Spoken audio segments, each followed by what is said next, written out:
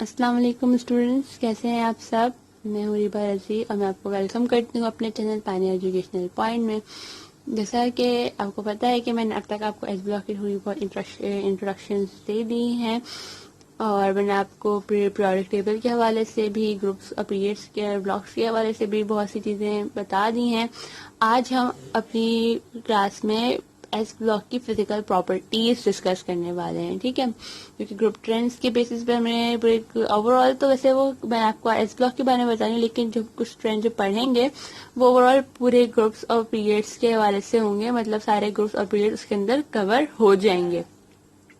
तो let's start. हमारी पहली प्रॉपर्टी है कौन सी? एटॉमिक रेडियाई या ionic radii.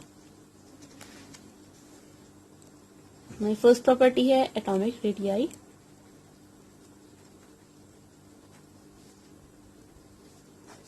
Ionic radii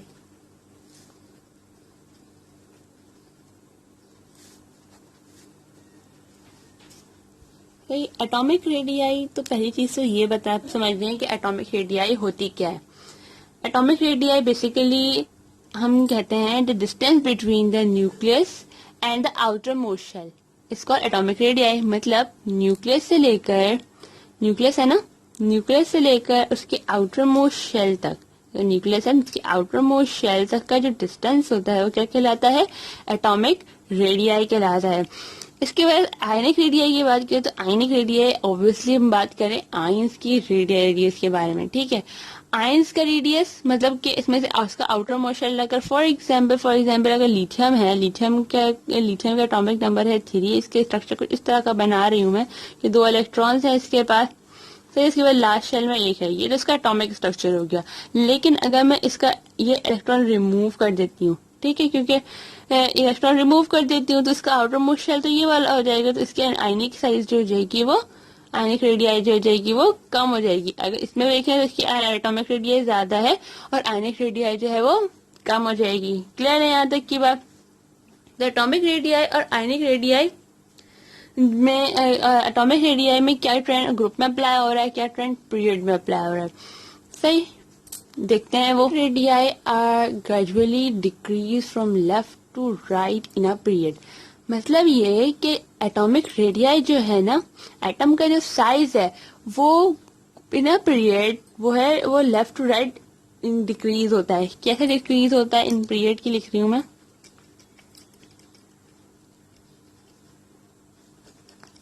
left to right decrease हो रहा है ड्यू टू डिक्रीज हो रहा है। क्यों डिक्रीज हो रहा है? कि एटम का जो साइज है वो ग्रेजुअली कम होता जा रहा है ना। कैसे कम हो रहा है मैं आपको समझा दूं कि लिथियम वर्सेस बेरिलियम कर लेते हैं। लिथियम और बेरिलियम का कंपैरिजन कर लें तो लिथियम के पास है 3 प्रोटॉन्स, ठीक है। उसके अलावा बेरिलियम के पास है 4 प्रोटॉन। जैसे कि हमें पता है कि पॉजिटिव चार्जेस जो होते हैं ना वो अपने से नेगेटिव चार्जेस को अट्रैक्ट कर रहे होते हैं। इसके पास 3 पॉजिटिव चार्जेस हैं, बेरिलियम के पास 4 पॉजिटिव चार्जेस हैं। जिसके पॉजिटिव चार्जेस ज्यादा होंगे वो अपने नेगेटिव चार्जेस को उतना ज्यादा अट्रैक्ट कर रहा होगा। लिथियम के मुकाबले में बेरिलियम अपने पॉजिटिव चार्जेस को और नेगेटिव चार्जेस को ज्यादा अट्रैक्ट करता है क्योंकि उसके पास पॉजिटिव चार्जेस ज्यादा हैं। इसी वजह से क्या होता है कि लिथियम का जो साइज है वो एज कम्पेयर टू बेरिलियम ज्यादा होता है, बेरिलियम का कम होता है। उसके बाद अगर उसके आगे ग्रुप में जाएंगे तो वो और कम हो जाता है। इसलिए साइज जो है वो श्रिंक होते जाते हैं। क्यों श्रिंक होते जाते हैं? क्योंकि प्रोटॉन्स की यानी पॉजिटिव चार्जेस की जो क्वांटिटी है वो इन अ पीरियड बढ़ती जाती है। इस वजह से एटॉमिक रेडियाई जो है वो कम होता जाता है। उसके अलावा अगर मैं इन ग्रुप बात करती हूँ, ग्रुप की बात करूं तो ग्रुप में क्या होता है कि एटम का जो साइज है वो ग्रेजुअली इंक्रीज होता है, यानी atomic radii increase top to bottom increase हो जाएगी। यहाँ से क्यों इंक्रीज होगी? लिथियम के बाद सोडियम है, सोडियम का एटॉमिक साइज ज्यादा है, शेल्स की क्वांटिटी बढ़ती है। लिथियम के पास अगर 2 शेल्स हैं तो सोडियम के पास 3 शेल्स होंगे, पोटेशियम के पास 4 शेल्स होंगे। इस तरह शेल की क्वांटिटी जो है ना वो ग्रेजुअली बढ़ती जाती है। इस वजह कर एटम का जो साइज होता है वो टॉप टू बॉटम इंक्रीज होता है और लेफ्ट टू राइट डिक्रीज होता है। लेफ्ट टू राइट डिक्रीज क्यों होता है? क्योंकि नंबर ऑफ प्रोटॉन्स बढ़ते हैं। जब नंबर ऑफ प्रोटॉन्स बढ़ते हैं तो एटम का साइज श्रिंक होता है, क्योंकि protons positive charges negative charges को अट्रैक्ट कर रहे होते हैं। और ग्रुप में क्या होता है कि लिथियम टू से अगर हम नीचे जा रहे हैं या हम बेरिलियम से नीचे जा रहे हैं तो एटम का जो साइज है वो इंक्रीज हो रहा है, क्योंकि नंबर ऑफ शेल्स बढ़ रहे हैं। क्लियर हो गई बात? आगे चलते हैं और अब बात करते हैं आयनाइजेशन पोटेंशियल की, यानी आईपी वैल्यू की।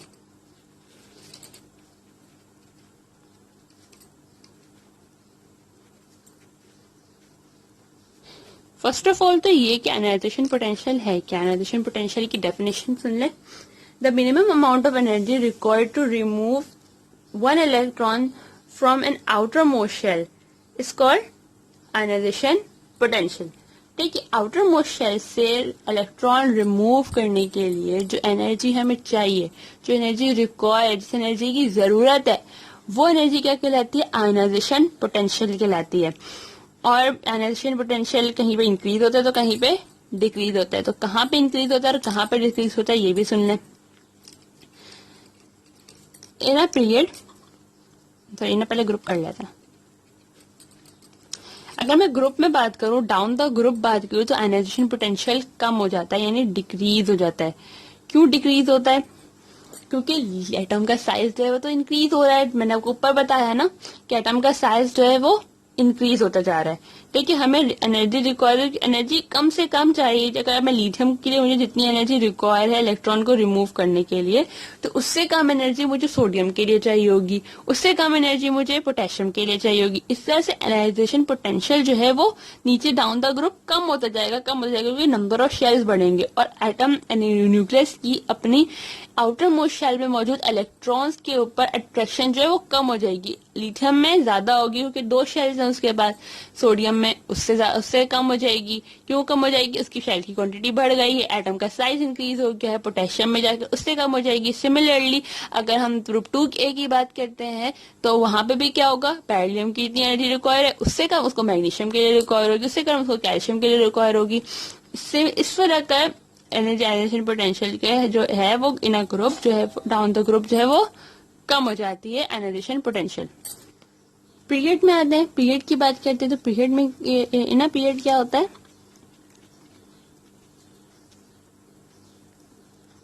आयनाइजेशन पोटेंशियल जो है वो left to right in a period increase होती है। क्यों इंक्रीज होती है? आयनाइजेशन पोटेंशियल भी मैंने आपको बताया क्या है। एनर्जी जो रिक्वायर्ड हो हमें इलेक्ट्रॉन को रिमूव करने के लिए। मैंने अभी आपको एटॉमिक रेडियाई के टाइम में बताया था कि एटम का साइज जो होता है ना वो left to right in a period कम हो जाता है, डिक्रीज हो जाता है। तो प्रोटॉन्स की यानी न्यूक्लियस की अपने आउटर मोस्ट शेल पर अट्रैक्शन क्यों डिक्रीज होता है? उनके न्यूक्लियस की अपने आउटर मोस्ट शेल पर अट्रैक्शन जो होती है वो बढ़ जाती है, इस वजह से साइज कम हो जाता है। जब अट्रैक्शन बढ़ जाएगी तो हमें ज्यादा एनर्जी रिक्वायर होगी इलेक्ट्रॉन को रिमूव करने के लिए। ठीक है, इसलिए जब हम लिथियम से बेरिलियम की तरफ जाएं तो एनर्जी लिथियम के लिए हमें कम चाहिए, बेरिलियम के लिए हमें ज्यादा एनर्जी चाहिए। इसी तरह से आगे भी जाएं तो आगे जाकर भी हमारे पास जो एलिमेंट्स है ग्रुप 3, 4A के, तो उस तरह से वो बढ़ते जाते हैं। एनर्जी हमें आयनाइजेशन पोटेंशियल जो है वो हमारी आईपी वैल्यू जो है वो बढ़ती जाती है। क्लियर है? कोई मसला तो नहीं है यहाँ तक? ओके, आगे चलते हैं। अब बात करते हैं इलेक्ट्रॉन नेगेटिविटी की। क्लियर? आयनाइजेशन पोटेंशियल तो तब बातें समझ में आ गई होंगी, आई होप सो। इलेक्ट्रोनेगेटिविटी है क्या? इसको भी डेफिनेशन के तौर पर पहले समझ लें। इलेक्ट्रोनेगेटिविटी है the relative tendency of an atom to attract the shared pair of electron to itself is called electronegativity. मतलब कि शेयर्ड होने वाले इलेक्ट्रॉन्स को, मतलब जो इलेक्ट्रॉन शेयर होने वाले हैं, शेयर हो रहे हैं, उसको अपनी तरफ अट्रैक्ट करना। ठीक है, अपनी तरफ अट्रैक्ट करना मतलब किसी एटम है, कोई सा भी एटम है, उसकी जो वैलेंस शेल में मौजूद इलेक्ट्रॉन यानी आउटर मोस्ट शेल में जो इलेक्ट्रॉन है जो कि इजीली शेयर हो सकता है, उसको अपनी तरफ अट्रैक्ट करने की जो एनर्जी चाहिए होती है ना, वो क्या चाहिए होती है? इलेक्ट्रॉन, वो होती है इलेक्ट्रोनेगेटिविटी।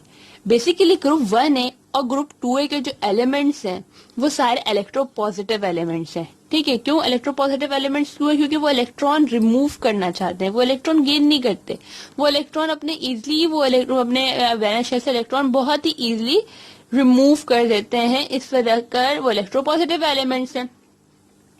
अब देखें तो ये देखना है कि ग्रुप में और पीरियड के अंदर एलाइजेशन पोटेंशियल कहाँ बढ़ रही है, कहाँ कम हो रही है। इन ग्रुप बात करती हूँ मैं पहले।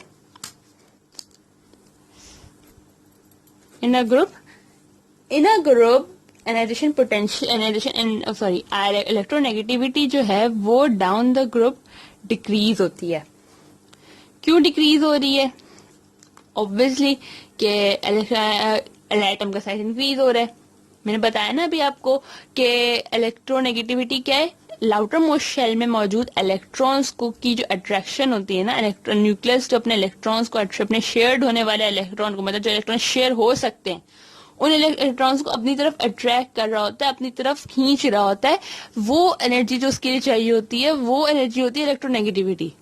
ठीक है, डाउन द ग्रुप इलेक्ट्रोनेगेटिविटी कम होती है क्योंकि नंबर ऑफ शेल्स इंक्रीज होते हैं, एटम का साइज इंक्रीज होता है, न्यूक्लियस की अपनी आउटर मोस्ट शेल में मौजूद इलेक्ट्रॉन्स के ऊपर अट्रैक्शन जो होती है वो कम हो जाती है। इस वजह कर इलेक्ट्रोनेगेटिविटी EN वैल्यू डिक्रीज हो जाती है डाउन द ग्रुप, यानी ऊपर से नीचे डाउन टॉप टू बॉटम जो है वो डिक्रीज होने लगती है। इनर पीरियड बात करें,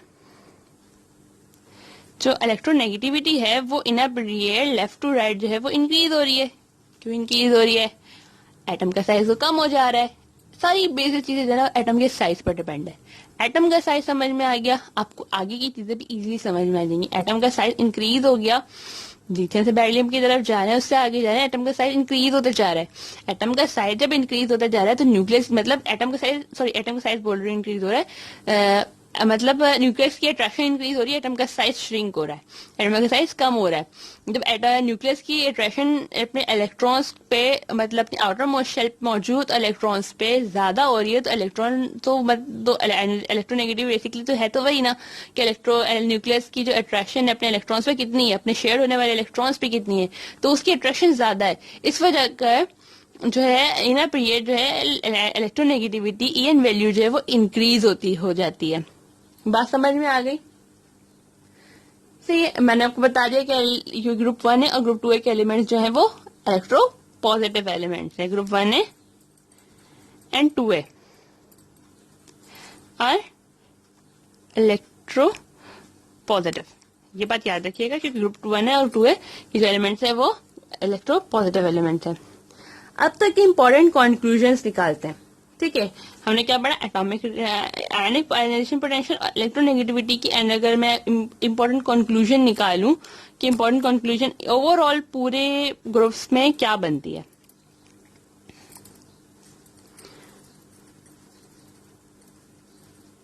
इंपॉर्टेंट कंक्लूजन क्या बना? ठीक है, ग्रुप 1A में ग्रुप 1A की मैं पहले बात करती हूँ। ग्रुप 1A से ग्रुप 7A, ग्रुप 8A की बात नहीं कर रही। ग्रुप 1A की जो आयनाइजेशन पोटेंशियल होती है वो सबसे कम होती है। ग्रुप 1A की जो आयनाइजेशन पोटेंशियल होती है वो IP वैल्यू जो है वो कम है। ठीक है, और ग्रुप 7A की आयनाइजेशन पोटेंशियल जो है IP वैल्यू जो है वो ज्यादा है। तो group 7A has the highest EN value as well. EN value जो है उस ग्रुप 7A की भी ज्यादा है, हाईएस्ट EN वैल्यू होती है ग्रुप 7A की, और आयनाइजेशन पोटेंशियल भी ज्यादा होता है ग्रुप 7A का। और ग्रुप 1A की मैं बात करूं तो ग्रुप 1A की जो EN वैल्यू होती है वो सबसे कम होती है, क्योंकि 1A जो है वो इलेक्ट्रोपॉजिटिव एलिमेंट है, इलेक्ट्रॉन्स के ऊपर अपनी उसकी अट्रैक्शन नहीं होती, जबकि हेलोजेंस जो है ग्रुप 7A के एलिमेंट्स की जो अट्रैक्शन है अपने इलेक्ट्रॉन्स पे बहुत ज्यादा होती है। वो इलेक्ट्रॉन रिमूव नहीं करते, वो इलेक्ट्रॉन गेन करते हैं, वो अपने पीरियड को कंप्लीट करने के इलेक्ट्रॉन गेन करते हैं। इंशाल्लाह मैं आगे भी आपको बताऊंगी तो आपको समझने में ईजी रहेगा। क्लियर हो गई बात? यहाँ तक कोई इश्यू तो नहीं आ रहा? आगे चलते हैं और बात करते हैं अब हाइड्रेशन इंथैल्पी ऑफ कैटाइन। अगली प्रॉपर्टी है मतलब हाइड्रेशन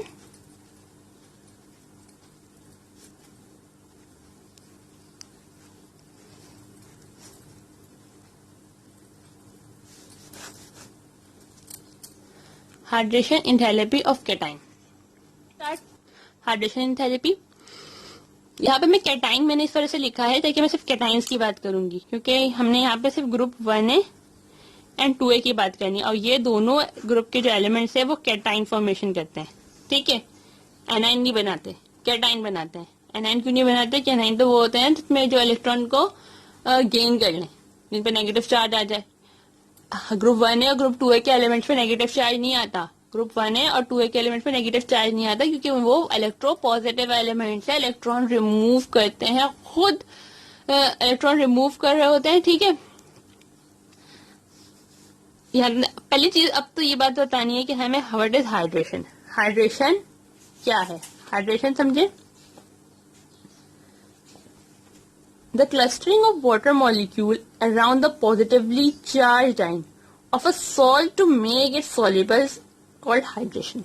मतलब ये कि वाटर के वो मॉलिक्यूल्स का एक क्लस्टर, मतलब वाटर के मॉलिक्यूल का एक मजमुआ हो जो कि सॉल्ट के मॉलिक्यूल्स यानी आयंस के गेट, अपोजिट चार्ज के गेट अपनी उसके सराउंडिंग में घेरा हुआ हो। मतलब कि अगर सॉल्ट के जो अपोजिट अपने से सॉल्ट के अपोजिट चार्जेस को, व्हाट इज हाइड्रेशन। हाइड्रेशन की डेफिनेशन सुन लें। The clustering of water molecule around the oppositely charge ion of a salt to make it soluble is called hydration. मतलब ये कि जो वाटर की जो क्लस्टर है, मतलब वाटर का एक क्लस्टर, वाटर मॉलिक्यूल्स का एक क्लस्टर जो कि अपने से, मतलब वाटर मॉलिक्यूल में जो चार्जेस हैं, पार्शियली पॉजिटिव हाइड्रोजन है, पार्शियली पॉजिटिव नेगेटिव ऑक्सीजन, उनकी चार्जेस हैं वो अपने से अपोजिट चार्ज रखने वाले सॉल्ट के आयंस को का पे एक एलेस्ट्रा बना लें, उसको अपने गिर्द घेर लें। समझाती हैं किस तरह से घेर लें। जैसे अगर मैं NaCl की बात करती हूँ ना, simple sodium chloride common salt की बात कर रही हूँ। सोडियम जो है वो पॉजिटिव होता है, क्लोरीन जो है वो नेगेटिव होता है। अब वाटर मॉलिक्यूल्स, अगर इसका मैं सोडियम क्लोराइड का मैं सॉल्यूशन बना रही हूँ, सोडियम क्लोराइड का मैं सॉल्यूशन बना रही हूँ पानी के अंदर, एक्वा सॉल्यूशन बना रही हूँ, तो क्या होगा कि एक्वा सॉल्यूशन के अंदर जब हम सोडियम क्लोराइड को डिसॉल्व करते हैं तो वाटर के मॉलिक्यूल उसे कुछ इस तरह से घेर लेते हैं।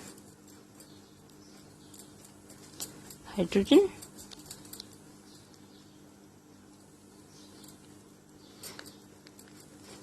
ऑक्सीजन जो होता है वो पार्शियली नेगेटिव चार्ज रखता है, और हाइड्रोजन जो है वो पार्शियली पॉजिटिव है। ठीक है, सब में पॉजिटिव आ जाएगा, पॉजिटिव पॉजिटिव, पार्शियली पॉजिटिव है, not a complete positive ion, partially positive है, पार्शियल साइन बना दे रही हूँ। ठीक है, सोडियम के गिर्द ऑक्सीजन ने सराउंडिंग में एक क्लस्टर फॉर्मेशन कर ली। सिमिलरली अगर मैं क्लोरीन की बात करूं तो क्लोरीन के सराउंडिंग में हाइड्रोजन आ जाते हैं।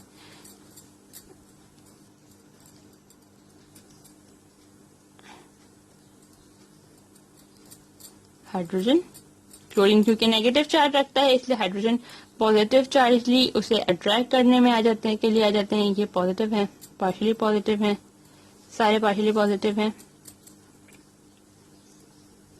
और ऑक्सीजन जो होता है वो पार्शियली नेगेटिव होता है। क्लियर है? This is hydration formation. Hydration, alkali metals and alkaline earth metals are extensively hydrated. ठीक है, एल्कली मेटल्स और अल्कलाइन अर्थ मेटल्स जो होते हैं वो बहुत ज्यादा हाइड्रेटेड मेटल्स हैं। Hydration of ion is an exothermic process. Ions की जो हाइड्रेशन होती है, यानी कैटायन की जो हम हाइड्रेशन कर रहे हैं, it is a exothermic process. मतलब ये कि यहाँ से एनर्जी जो है वो रिलीज हो रही होती है। जब हम किसी भी मेटल को, यानी किसी भी सॉल्ट को, मेटलिक सॉल्ट को हम पानी के अंदर डिसॉल्व करें, यानी वाटर के अंदर डिसॉल्व करके उसका एक सोल्यूशन बना रहे हैं, तो जो एनर्जी निकल रही है वो एनर्जी जो है वो रिलीज हो रही है। अब वो एनर्जी क्या कहलाती है? हाइड्रेटेड एनर्जी कहलाती है। क्लियर हुई बात? एक ये ग्रुप के लिहाज से मैं आपको समझाती हूँ, देख लें वो भी। मैं यहाँ पे मेटल्स के लिए सिंपल M लिखनी है। ठीक है, मैंने प्लस पॉजिटिव चार्ज लिखा, मैं यहाँ पे ग्रुप 1A की बात कर रही हूँ। अभी मैं बात कर रही हूँ ग्रुप 1A की। इसका मैं एक्वा सोल्यूशन बना रही हूँ, मैंने A क्यों लिख दिया है? पानी के लिए, वाटर के लिए। अब मैं इसको पानी में डिसॉल्व करूंगी तो ये हाइड्रोक्साइड्स बनाया देगा। और साथ में यहाँ पे प्लस निकलेगी क्या, हाइड्रेशन एनर्जी यहाँ से रिलीज होगी। जो एनर्जी रिलीज होगी उसे हम क्या कहेंगे, हाइड्रेशन एनर्जी कहेंगे। क्लियर है हुई बात। अगर मैं ग्रुप 2A की बात करूं,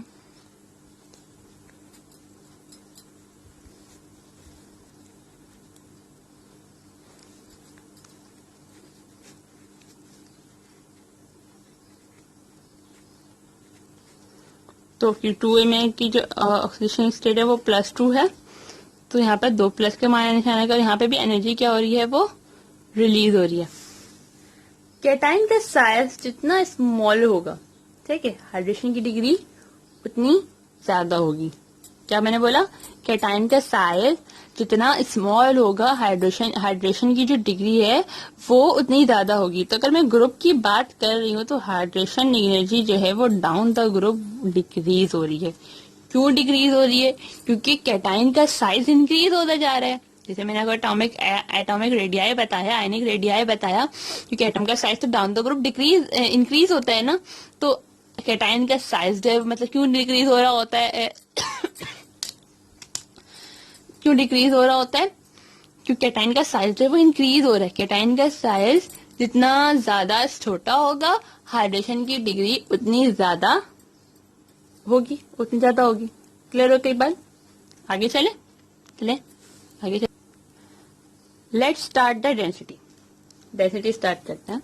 डेंसिटी का आपको पता है, डेंसिटी का फॉर्मूला होता है D = mass अपॉन वॉल्यूम। ठीक है, डेंसिटी जो है वो मास के डायरेक्टली प्रोपोर्शनल है, और डेंसिटी वॉल्यूम के इनवर्सली प्रोपोर्शनल होती है।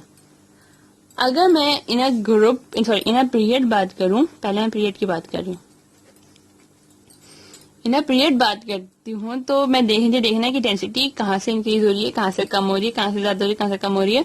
तो पहले मैं लिथियम वर्सेस बेरिलियम को बेरिलियम से कंपेयर करती हूँ। ठीक है, डेंसिटी मास की इनवर्सली प्रोपोर्शनल है, मतलब जितना ज्यादा मास होगा डेंसिटी उतनी ज्यादा होगी।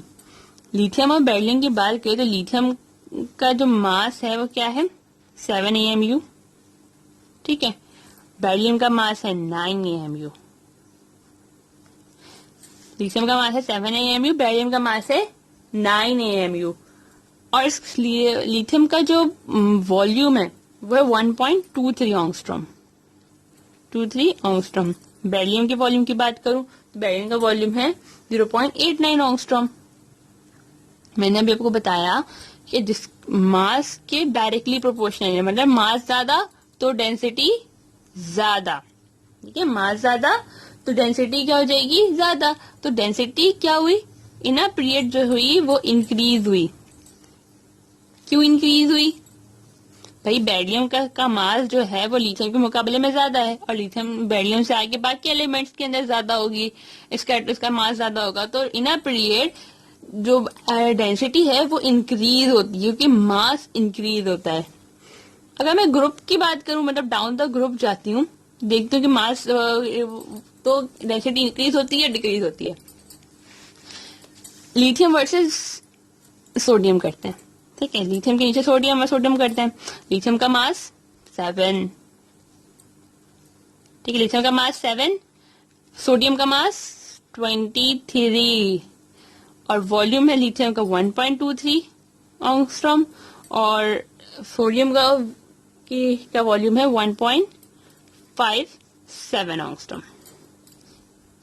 मैंने क्या बोला कि जितना मास ज्यादा डेंसिटी उतनी ज्यादा। मतलब ये कि लिथियम की जो डेंसिटी, सोडियम की जो डेंसिटी है वो लिथियम के मुकाबले में ज्यादा है। मतलब कि इन अ ग्रुप भी क्या होगा, डाउन द ग्रुप भी डेंसिटी जो होगी वो इंक्रीज होगी। ये पहली प्रॉपर्टी है जो लेफ्ट टू राइट भी इंक्रीज होती है और डाउन द ग्रुप भी इंक्रीज होती है डेंसिटी, क्योंकि मास दोनों तरफ से बढ़ेगा। मास अगर मैं इस तरफ जाऊं तब भी बढ़ेगा, मैं इस तरफ आऊं नीचे आऊं तब भी बढ़ेगा। मास हर तरफ से बढ़ेगा, इस वजह से डेंसिटी भी जो होगी वो बढ़ेगी, कम नहीं होगी। क्लियर हुई बात, समझ में आ गई। एक लास्ट प्रॉपर्टी रहती है मेल्टिंग पॉइंट और बॉइलिंग पॉइंट की। Let's start melting point and boiling point. Melting point and boiling point. Melting point और किसी भी एटम की मेल्टिंग पॉइंट और बॉइलिंग पॉइंट जो है वो उसके न्यूक्लियस के आउटर मोस्ट शेल के फोर्स ऑफ अट्रैक्शन पर डिपेंड करती है। मतलब कि फोर्स ऑफ अट्रैक्शन जितनी ज्यादा होगी ना, मेल्टिंग पॉइंट बॉइलिंग पॉइंट भी उतना ही ज्यादा होगा। फोर्स ऑफ अट्रैक्शन कम हुई, बॉइलिंग पॉइंट और बॉइलिंग पॉइंट भी कम हो जाएगा। कैसे कम हो जाएगा कि फोर्स ऑफ अट्रैक्शन नहीं है। अगर मैं डाउन द ग्रुप, अगर मैं ग्रुप बात कर लूं, पहले इन ग्रुप बात करती हूँ, तो क्या होती है, डाउन द ग्रुप जो है वो फोर्स ऑफ अट्रैक्शन जो है वो कम हो जाती है। क्यों? एटम का साइज इंक्रीज हो रहा होता है। न्यूक्लियस की अपने आउटर मोस्ट शेल में मौजूद इलेक्ट्रॉन्स के ऊपर जो अट्रैक्शन होती है वो कम हो जाती है। जब वो कम हो जाती है तो मेल्टिंग पॉइंट और बॉइलिंग पॉइंट जो है वो कम हो जाता है। मतलब मेल्टिंग पॉइंट और बॉइलिंग पॉइंट जो है वो डाउन द ग्रुप जो है वो डिक्रीज हो जाता है। क्यों डिक्रीज हो जाता है?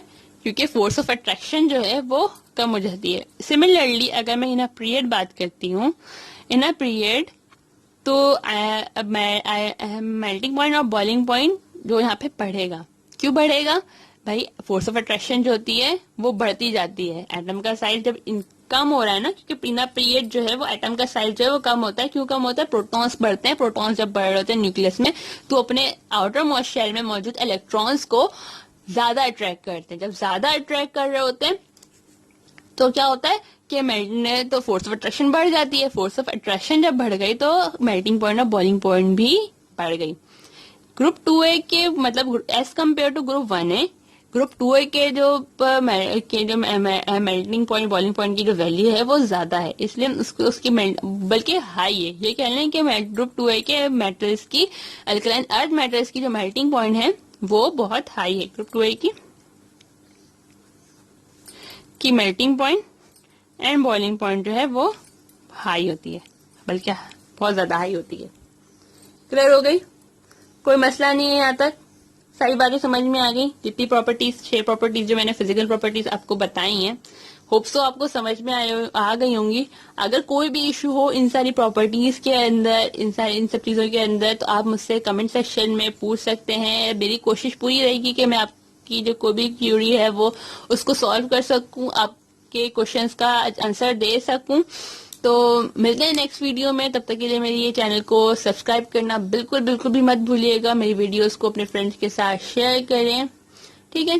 Thank you. Allah Hafiz.